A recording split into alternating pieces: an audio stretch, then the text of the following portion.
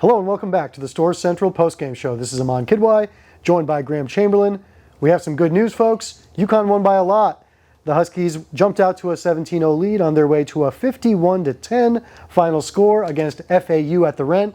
Graham, great effing performance by the Huskies. How are you feeling? I feel good, finally. The last few times we've done this, I've said, yeah, we won, but it wasn't great. I didn't feel good. Feel good about this one. This is, I think, kind of the performance people were probably expecting, certainly against the Ball State. Yes. I do have to give the Cardinals credit. They did beat a good Ohio team today. Yeah. So, you know, we could be wrong about Ball State. The analytics could have been wrong about Ball State. But we're going to talk about FIU. And this is just, it's kind of what we would expect from a game like this. I think what's different about this one and what's probably the most positive was the defensive performance.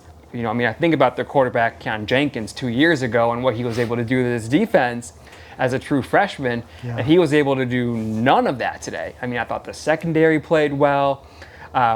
Didn't get a ton of pressure on him still, but, you know, some of the areas that we've been concerned about certainly turned it around today.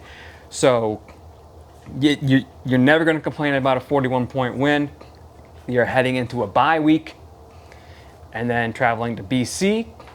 And, I mean, who knows what the rest of October brings. Mm-hmm.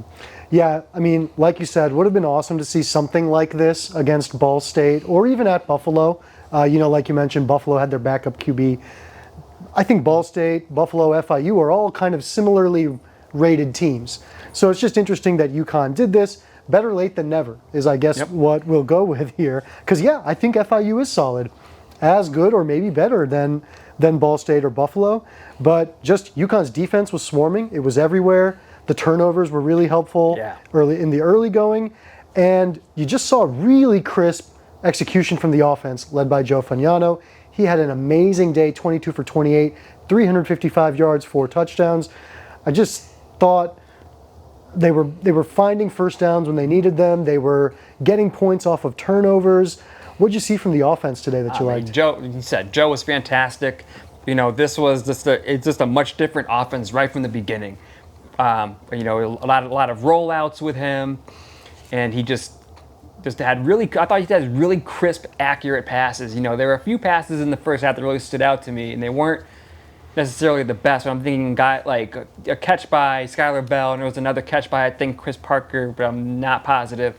You know, you had guys draped on him, and Joe has to put the ball exactly where it needs to be in order to make that catch. And he did it. And obviously the guy's got to make the catch while getting hit as well, but I was like, wow, that's a really nice, crisp throw. He was incredible. Didn't really need the run game today. They didn't get a ton going. Yeah, I think they had about 2.5 yards a carry going into halftime. I think ended up at about 4.5 because they turned it on a little bit late, which was good to see. Yeah. So, some bigger runs from Edwards and Oliver Lundberg-Coleman gets his first touchdown, which is cool.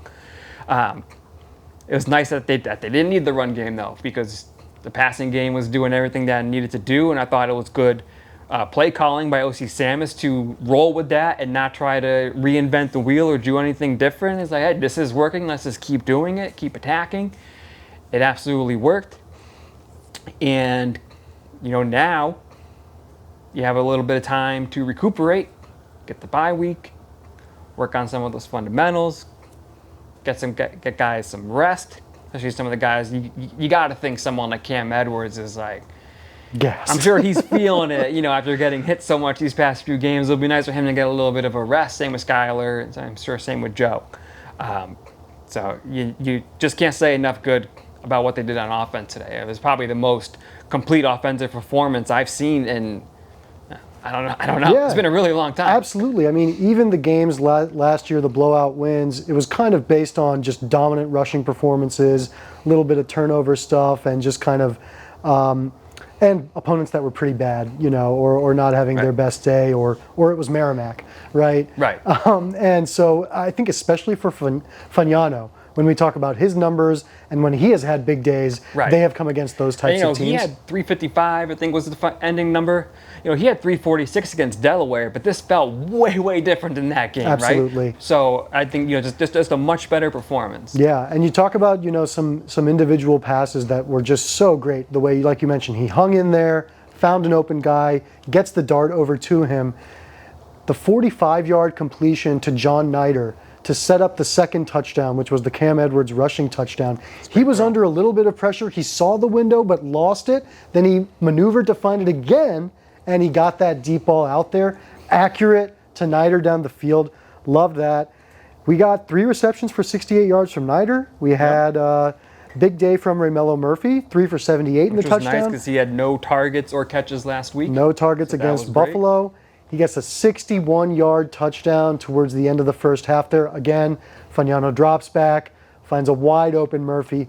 We had a lot of big plays today, and I think that's something, when you're thinking about the offense, you needed something to build confidence. You not just a win, you not just a... This was something that's really going to build confidence, I think, for the passing game, which is something that probably needed it the most. You've got Fagnano looking sharp, Bell and other receivers getting involved, and you get to take a lot of confidence now heading into this bye week and a game coming up the following week against our hated rivals at Boston College. For those who may not have been following along at home, Boston College just got rocked by Pittsburgh, which is certainly a lifestyle choice if you're Boston College. They're going to be, they're 1-4. They got Clemson next Probably week. 1-5. Probably 1-5 going into their game against UConn. I'm not going to act like I've watched a ton of film on these guys, but from what I've seen in highlights, they can put up points, right? This guy Lonergan can sling it. They'll have a decent enough defense. What do you think this matchup is like for UConn? It's an interesting matchup because, this is a BC team that is relying on the pass, and that's not really something we've seen a lot in the past. I mean, BC has kind of been, kind of that traditional Northeast team, right? Ground and pound, run first.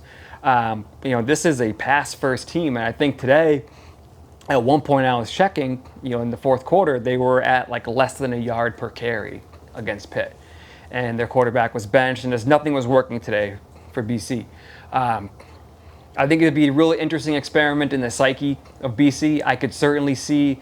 I think it'd be, how that game starts is going to be huge. If UConn comes up like they did today, jump out 7-0, 10-0, 14-0, I'd be really interested to see what BC's response is to that.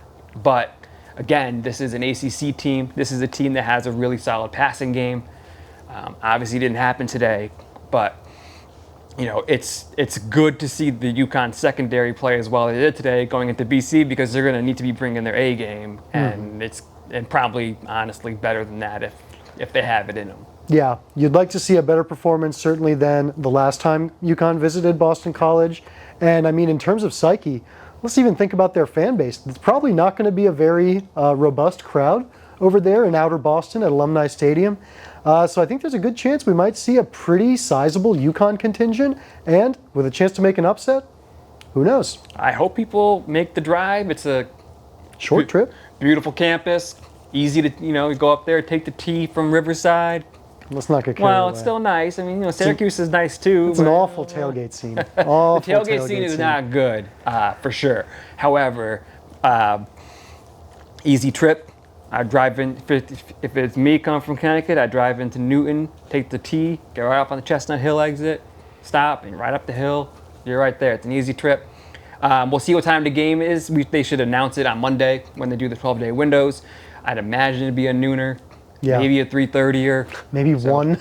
maybe 1 or some weird 1 or 2 o'clock. It'll be ACC Network Plus, and you're going to have all the weirdest commercials you've ever seen. But again, this is a huge opportunity for UConn, and personally, I would rather see UConn beat BC than Syracuse.